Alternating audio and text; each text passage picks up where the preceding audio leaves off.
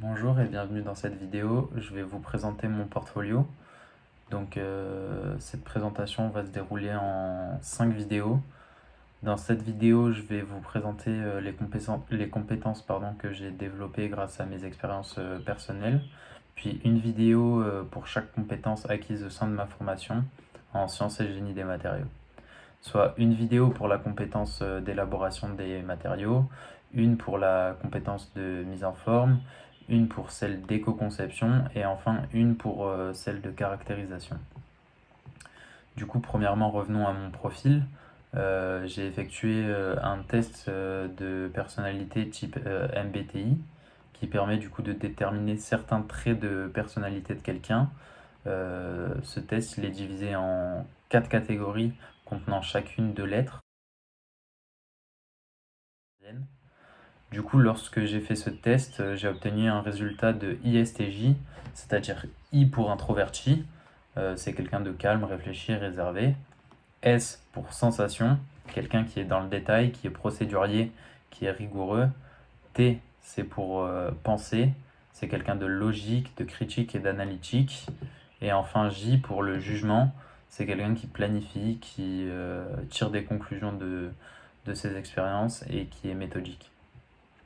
Du coup, je trouve que c'est un profil qui me correspond pas mal parce que j'ai un caractère plutôt réservé, je suis assez introverti, ce qui m'empêche pas d'être assez performant et de savoir prendre des décisions lorsqu'il y a des travaux de groupe.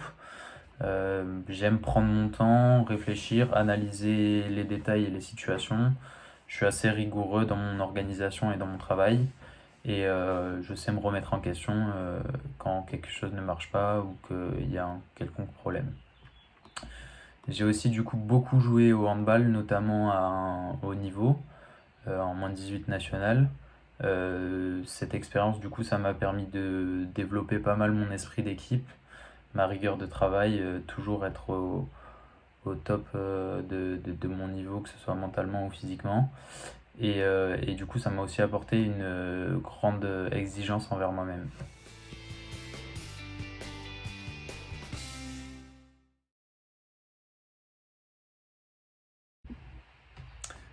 Dans cette vidéo, je vais vous parler de la compétence d'élaboration de matériaux. Du coup, durant ma formation, j'ai appris à élaborer différents matériaux. Dans cette vidéo, je vais vous expliquer 3 situations dans lesquelles j'ai dû élaborer du matériau, comment j'y suis parvenu et avec quelle démarche. Donc tout d'abord, lors du premier semestre, nous avons commencé par effectuer des travaux pratiques de chimie par groupe de 2 étudiants. Lors de ces travaux pratiques, du coup, j'ai élaboré plusieurs résines époxy en faisant varier les quantités de résine et de durcisseur.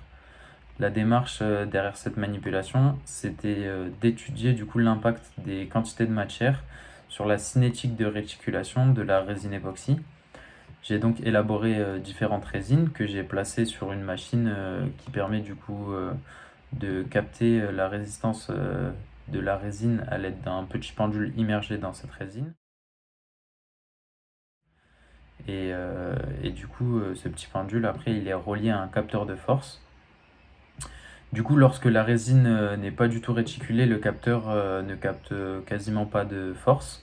Le pendule peut osciller sans résistance dans la résine.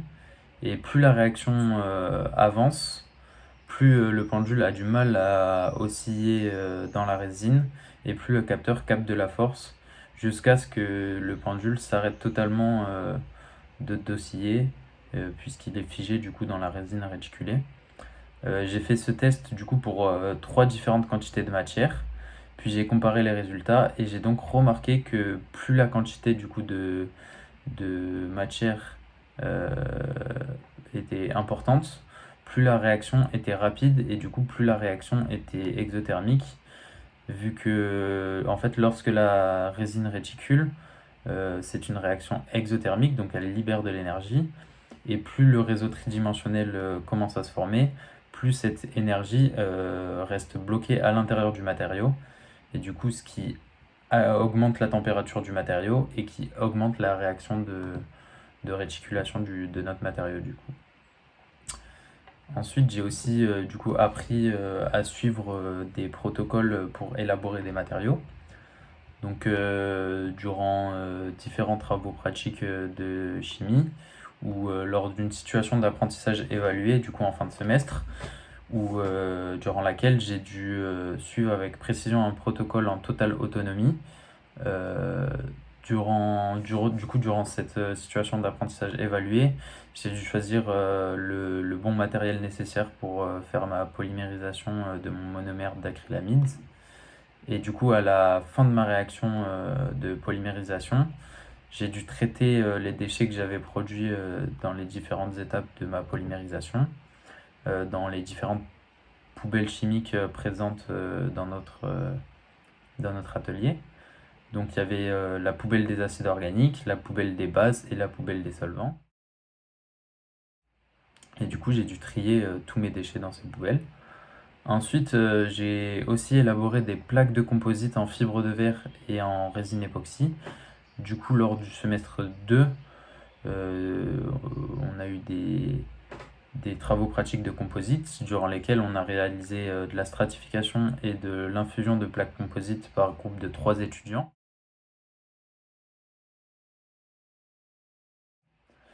Premièrement, du coup, j'ai dû préparer le support pour l'élaboration de la plaque. Donc, pour cela, j'ai ciré et illustré une plaque en bois à 5 reprises avec un intervalle de 10 minutes entre chaque lustrage et cirage. Une fois que la préparation du support était finie, j'ai procédé du coup à la découpe des 9 plis de tissu de fibre de verre qui allait composer du coup ma plaque de fibre de verre époxy. Et une fois que j'avais tous mes tissus de fibre de verre, je les ai pesés et j'ai calculé du coup la quantité de résine nécessaire pour effectuer ma stratification, pour obtenir un taux de renfort optimal. Puis une fois que j'avais ma quantité de résine et mes tissus, je suis passé à la stratification de ma plaque composite. Du coup, dans cette vidéo, je vais vous parler de la compétence de mise en forme des matériaux. Durant ma formation, j'ai appris à mettre en forme différentes familles de matériaux à l'aide de plusieurs machines. Dans cette vidéo, du coup, je vais vous expliquer 3 situations dans lesquelles j'ai dû mettre en forme du matériau. Tout d'abord, lors du semestre 1, j'ai fait une mise en forme par moulage au sable lors d'un TP de métallurgie. On était du coup par groupe de 2 étudiants. Dans un premier temps, j'ai dû préparer les 2 parties du moule avec du sable de moulage spécial et un contre-moule du coup en forme de voiturette fait en impression 3D. J'ai dû m'assurer du coup que le sable soit bien tassé à l'intérieur du moule pour pas qu'il s'effondre lors du coulage du métal. Ensuite, j'ai dû enlever le contre-moule en forme de voiturette du sable de moulage. Du coup, lors de cette opération, j'ai légèrement écroulé l'empreinte de la voiturette dans le sable. Je pense que c'était probablement dû au fait que mon sable de moulage n'était pas assez bien tassé à l'endroit où l'empreinte s'est écroulée. Du coup, une fois que les 2 parties du moule étaient prêtes, j'ai vissé les 2 parties les unes aux autres et j'ai créé des canaux à l'intérieur du sable de moulage pour que l'air puisse s'échapper de l'empreinte lorsque je coule le métal. Et du coup, une fois que le moule était prêt, je suis enfin passé à l'étape du coulage de notre métal du coup.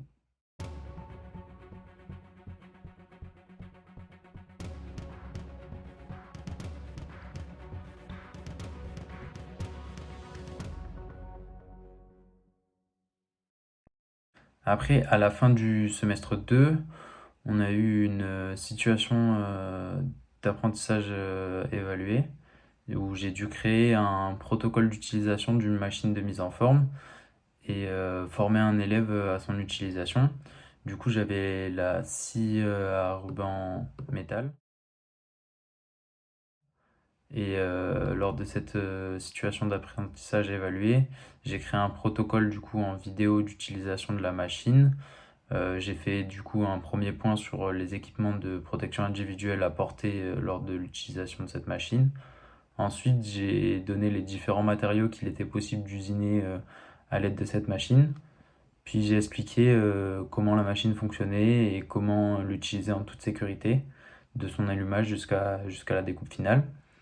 Du coup, j'ai aussi dû créer une fiche machine avec toutes les informations importantes à connaître avant d'utiliser la machine. Cette fiche machine, elle avait pour but d'être collée sur la machine pour pouvoir aider toutes les personnes qui souhaitaient utiliser la machine mais qui ne savaient pas comment l'utiliser. Et du coup, pour finir, j'ai formé une personne qui n'avait jamais utilisé cette machine. Puis lors du second semestre, j'ai utilisé différentes machines pour mettre en forme des polymères. Du coup, lors des séances de travaux pratiques de mise en forme de polymères, j'ai utilisé des machines d'extrusion, d'injection, d'impression 3D et de thermoformage.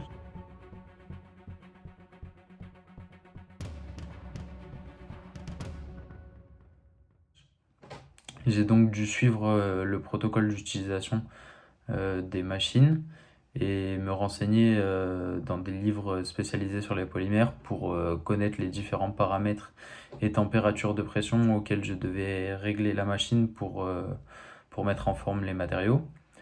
Du coup, durant cet EP, j'ai réalisé des éprouvettes de traction par injection en polypropylène, un filament de polypropylène par extrusion, une pièce SGM en PLA par impression 3D et un profil de voiture par thermoformage.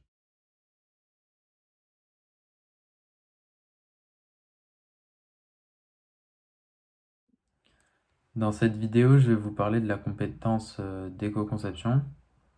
Je vais vous expliquer 3 situations dans lesquelles j'ai développé cette compétence.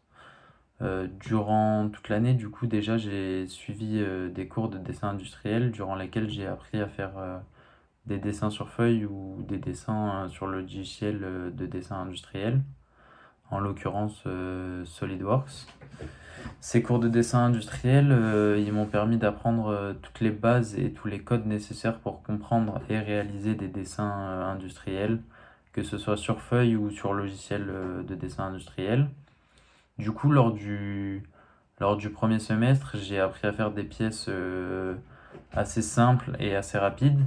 Puis petit à petit, à partir du second semestre, j'ai appris à faire des pièces de plus en plus complexes de différents systèmes mécaniques. Et j'ai même appris à faire des assemblages de pièces sur SolidWorks, ce qui permet de représenter du coup des systèmes mécaniques en mouvement.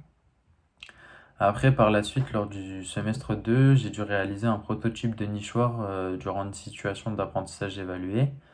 Nous étions du coup par groupe de 3 élèves. Du coup, premièrement, j'ai dû réaliser une bibliographie pour me renseigner sur le sujet et avoir un premier point de vue sur ce sujet. Ensuite, à l'aide du cahier des charges qui nous était fourni, je suis passé à la partie conception, dans laquelle du coup j'ai tout d'abord effectué des dessins de notre nichoir papier, ainsi qu'un premier prototype en carton. Puis du coup, à l'aide d'un logiciel de dessin industriel, j'ai réalisé l'assemblage du nichoir final. Du coup, j'avais toutes les cotes nécessaires pour réaliser la fabrication de notre prototype de nichoir. J'ai ensuite dû faire du coup une nomenclature avec tous les matériaux nécessaires pour réaliser notre nichoir, en prenant en compte le fait de faire le moins de gaspillage possible et le moins de déchets possible. Puis du coup on a commandé tous ces matériaux. Puis une fois qu'on a reçu tous ces matériaux, on est passé à l'assemblage final de notre nichoir.